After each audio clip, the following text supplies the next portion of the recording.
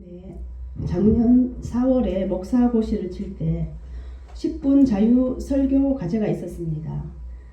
처음 하는 설교로 저 자신한테 하는 설교가 되기를 기도하면서 말씀을 준비하는데 하나님께서 하나님이 쓰시는 사람이라는 제목으로 성경의 네 인물을 떠올려 주셨습니다. 오늘 그 중에 여호수아를 한번 살펴보려고 합니다.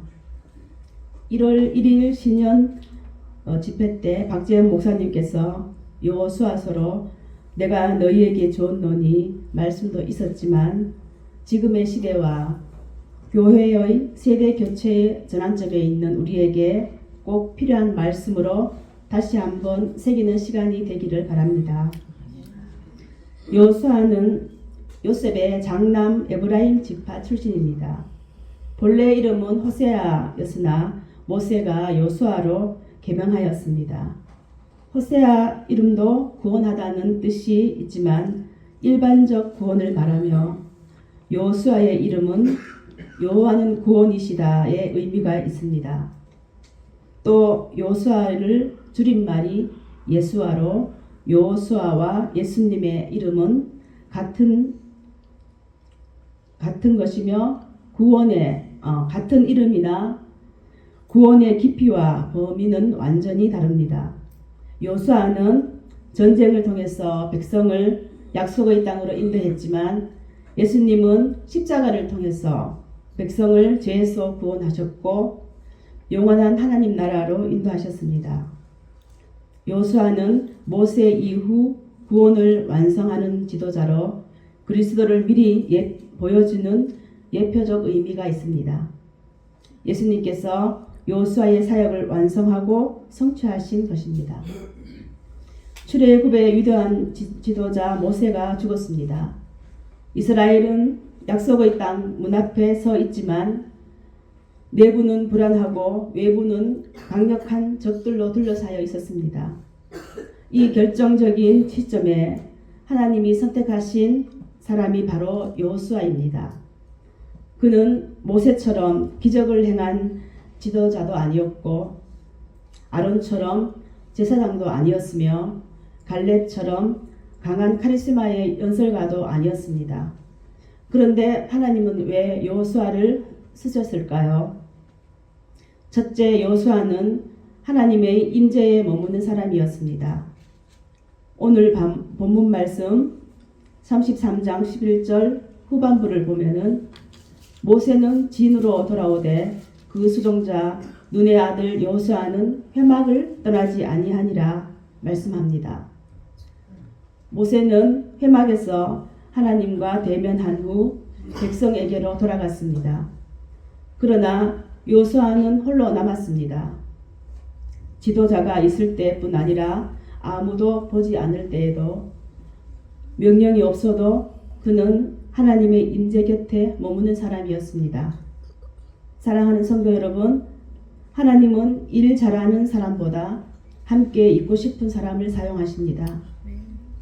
기도 시간에만 앉아 있는 사람보다 기도 후에도 하나님 앞에 머무는 사람이 성숙한 신앙인입니다.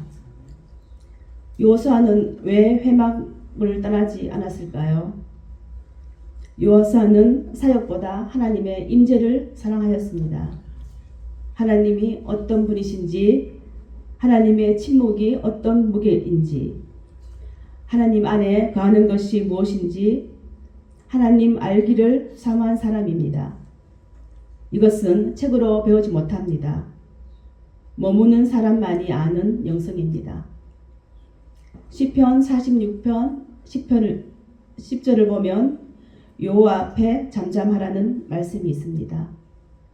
그래서 그는 말하지 않으며 요구하지 않으며 다만 머뭅니다. 임재에 머문다는 것은 하나님을 무엇을 얻기 위한 대상으로 대하지 않는 것입니다. 요구는 통제하려는 마음에서 나오고 임재는 맡기는 마음에서 나옵니다. 여호수아는 사역을 배우기 전에 임재에 익숙해지는 훈련을 받고 있었습니다.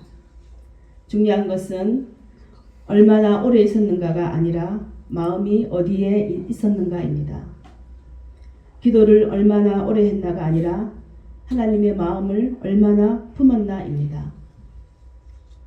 기도 제목이 해결되면 떠나는 신앙, 예배는 형식이고 임재에는 관심이 없는 신앙. 이런 사람에게는 하나님은 사명을 맡기지 않습니다. 하나님은 공개적인 능력보다 은밀한 충성을 귀히 여기십니다. 또 하나님은 떠날 사람과 머물 사람을 동시에 준비시키십니다.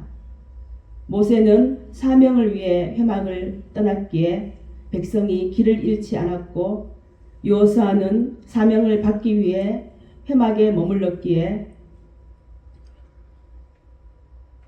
다음 시대를 준비할 수 있었습니다. 모세는 지금의 지도자였고 여호수아는 미래의 지도자였습니다. 그리고 그 미래는 전쟁터에서 준비된 것이 아니라 아무도 보지 않는 회막에서 준비되었습니다. 나는 지금 떠나야 합니까? 머물러야 합니까? 어떤 분은 사명을 받았음에도 아직 회막에만 머물러 있는 분이 계십니다. 어떤 분은 아직 준비되지 않았는데 서둘러 진영으로 나가려는 분도 계십니다. 문제는 하나님의 때를 분별하는 것입니다. 떠나야 할 때 떠날 줄 아는 믿음, 머물러야 할 때 머물 줄 아는 믿음, 그 믿음 위에 하나님은 반드시 다음 세대를 세우십니다. 두 번째, 여호수아는 끝까지 남은 믿음의 사람이었습니다. 가데스 바네아에서 가나안 땅 입성을 앞두고 12명의 정탐꾼이 돌아왔습니다. 그 중에 10명은 성벽과 거인의 현실을 보았고, 여호수아와 갈렙은 하나님의 약속을 믿고 그들은 우리의 밥이라고 고백했습니다. 여호수아는 다수의 여론에 휩쓸리지 않고 민심과 분위기보다 말씀의 기준을 붙들었습니다. 다수의 여론은 항상 안전해 보입니다. 그러나 성경을 보면 진리는 언제나 소수의 편이었습니다. 노아 시대 노아 가족 8명, 엘리야 시대 남은 자 7,000명, 예수 시대 12제자. 하나님은 숫자가 아니라 소수의 믿음을 통해서 역사하십니다. 오늘날 교회도 마찬가지입니다. 오늘날도 신앙은 편한 쪽으로 흐르고 다수가 가는 길로 흐릅니다. 그러나 다수가 옳은 것이 아니라 말씀에 서 있는가가 기준입니다. 여호수아 10장 12절 말씀을 보면 여호와께서 아모리 사람을 이스라엘 자손에게 붙이시던 날에, 이미 전쟁은 여호수아의 싸움이 아니라 여호와의 싸움으로 규정되어 있습니다. 여호수아가 해야 멈추어라고 말할 수 있었던 믿음은 순간적인 대담함이 아니라 말씀에 오래 머문 사람에게만 허락된 확신의 언어였습니다. 이 사건은 기적 자체보다 믿음의 성질을 드러냅니다. 겉으로는 태양을 향한 명령이었지만 본질은 피조물도 여호와 앞에서 잠잠해야 한다는 하나님께 드린 선포적인 기도입니다. 하나님의 주권이 자연 위에 있음을 확신하는 믿음이었고, 하나님의 뜻에 자신을 일치시키는 믿음입니다. 그런데 왜 하필 해가 멈추는 기도를 했을까요? 그것은 아모리 족속의 5왕 연합군이 기브온과의 전쟁에서 도주하다가 해가 지면 추격 중단하게 되어 승리가 불안전하여지기 때문입니다. 그래서 여호수아는 하나님이 시작하신 일을 완성까지 끌고 가기를 구한 것입니다. 하나님은 그 믿음을 어떻게 평가하셨을까요? 여호수아서 10장 14절 말씀을 함께 찾아보겠습니다.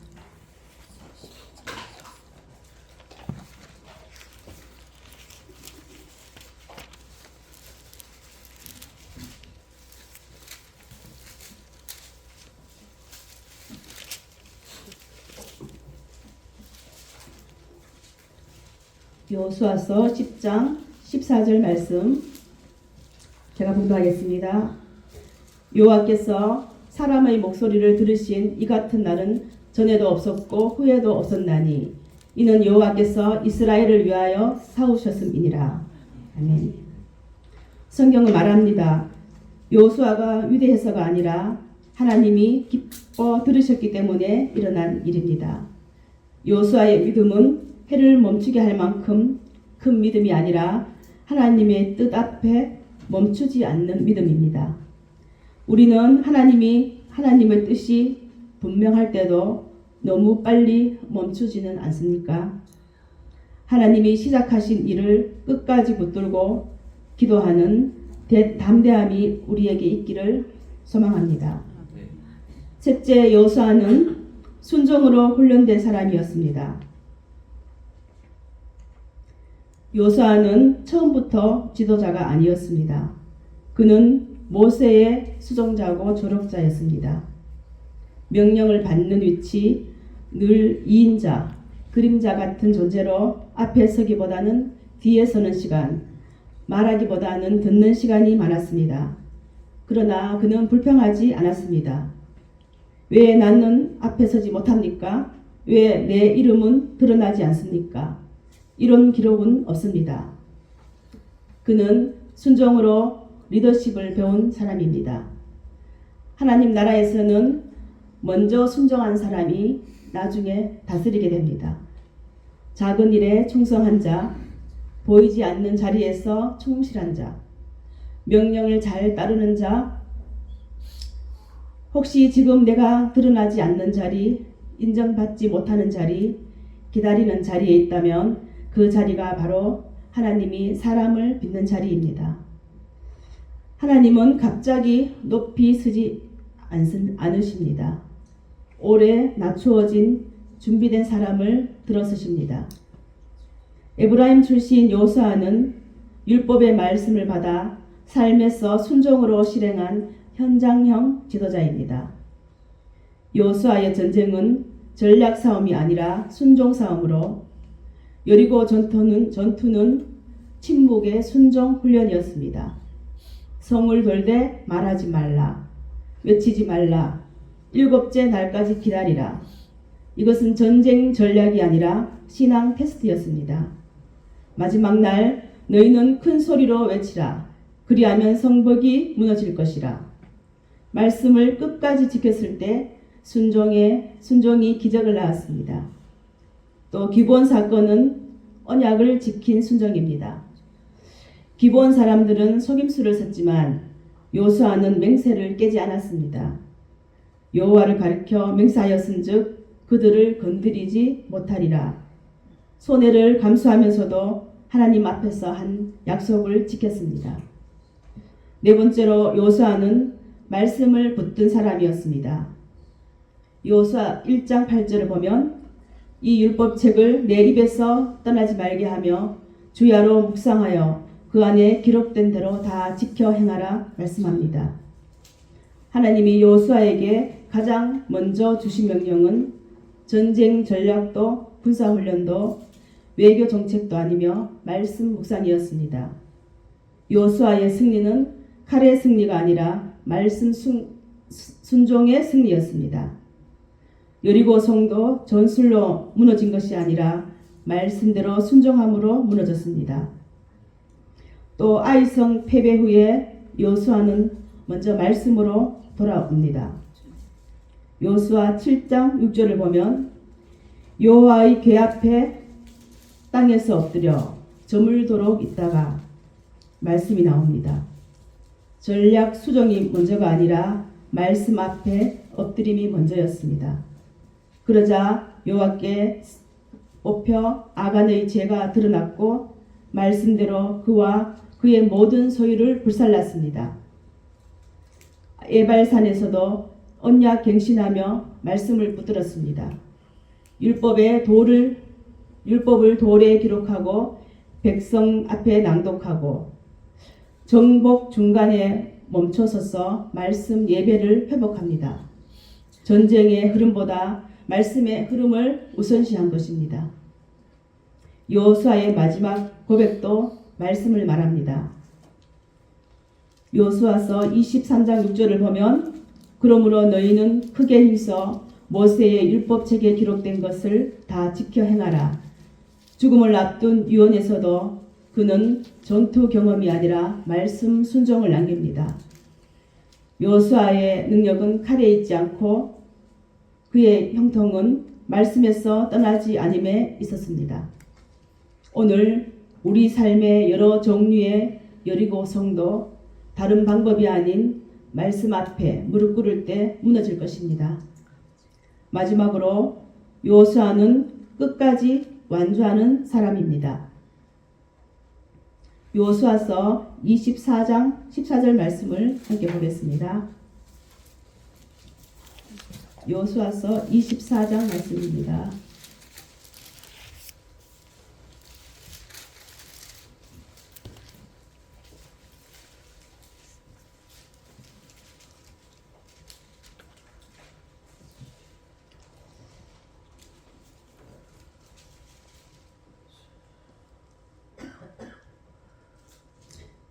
(24장) 14절 15절 말씀을 함께 읽으시겠습니다. 그러므로 이제는 여호와를 경외하며 온전함과 진실함으로 그를 섬기라. 너희의 조상들이 강 저쪽에서 쏘버리고 여호와만 섬기라.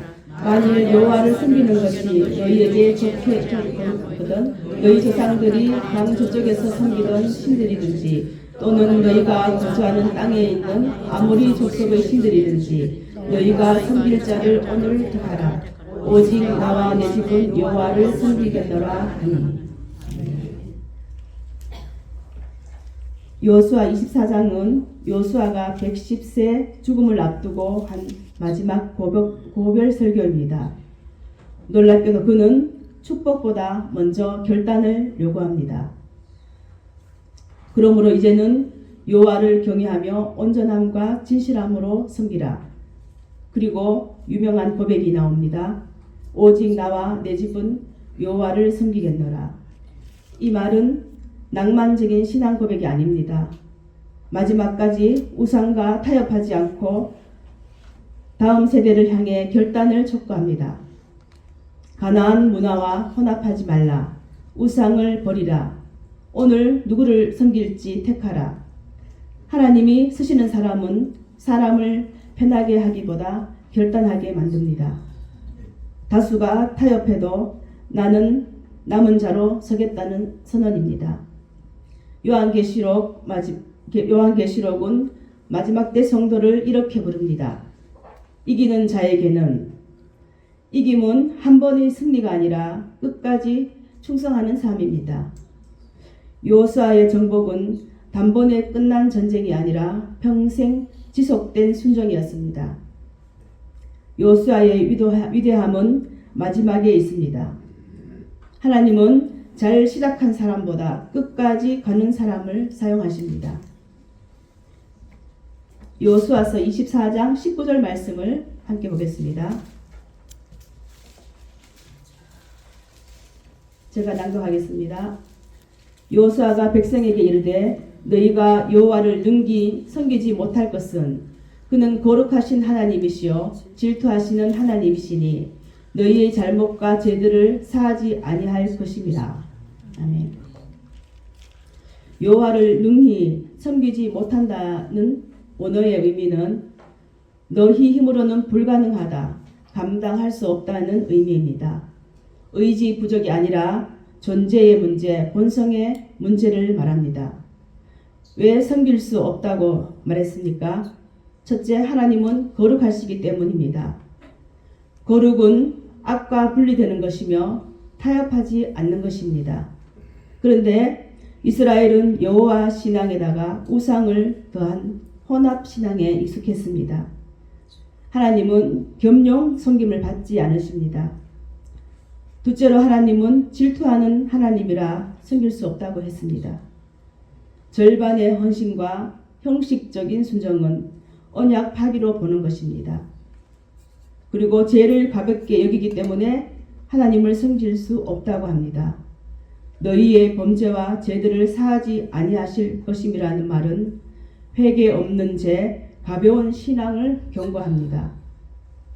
그러니 여호수아의 의도는 섬기지 말라는 말이 아니라 각오 없이 말하지 말라는 뜻입니다. 여호수아는 백성의 대답을 3번이나 되묻습니다. 이는 언약의 무게를 깨닫게 하기 위함입니다.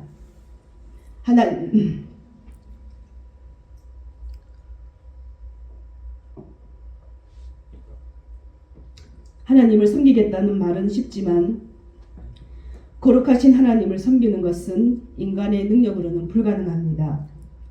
그래서 히브리서 8장 10절 말씀에 보면 내 법을 그들의 마음에 두고 그들의 생각에 기록하리라 말씀처럼 성령의 도우심으로 가능한 것입니다.